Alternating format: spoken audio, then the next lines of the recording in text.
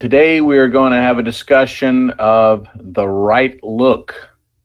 I think it's kind of a really significant part of proper wave counting, and it's probably the easiest thing to get wrong, when you're first starting out. It's a very common mistake to count things that violate the kind of the guideline of the right look. All right, so I'm just going to read this whole thing because I think it's that important, and it says it kind of very succinctly and says what's important. So we're looking at the online wave principle book, section 2.4, and then it's the second main subsection, the right look.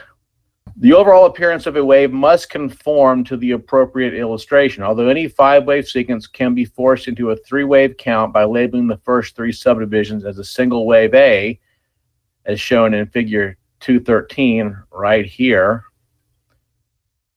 it is incorrect to do so. Elliott analysis would lose its anchor if such contortions were allowed. So in other words, this is not an acceptable pattern. To me, this is not so much the right look as it is an unacceptable pattern, because you cannot have this B wave is too small to be B of a flat. Okay, and you can have a 3-wave wave A, and you should in a flat, but B needs to retrace at least 80% of wave A. In this case, it does not. All right, so this is just an unallowable Elliott wave pattern. A waves in zigzags need to be 5s. Okay, if wave 4 terminates well above the top of wave 1, a 5-wave sequence must be classified as an impulse, as it is right here. Since wave A in this hypothetical case is composed of 3 waves, wave B would be expected to have dropped about the start of wave A, as in a flat, which it clearly does not. While the internal count of a wave is a guide to its classification, the right overall shape is, in turn, often a guide to its correct internal count. The right look of a wave is dictated by all the considerations we've outlined so far in the first 2 chapters of the book here, obviously.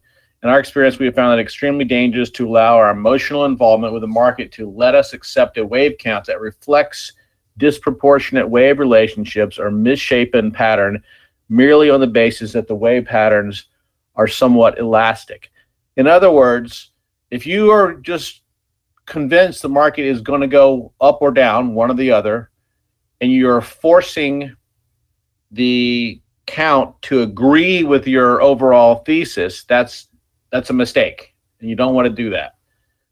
So to be a really solid Elliott wave analyst, you've just got to analyze the patterns objectively, make sure they adhere to the rules and guidelines, and not picking something that in your mind agrees with your larger count or your larger view. Because the market doesn't care what label I, you, or any other person in the world puts on their chart on their screen. Market's going to do what it's going to do, and so it's our job to accurately assess what's happening, not kind of cheerlead for whatever side we happen to be on. And so I've really learned to just, the whole key to me is just being objective.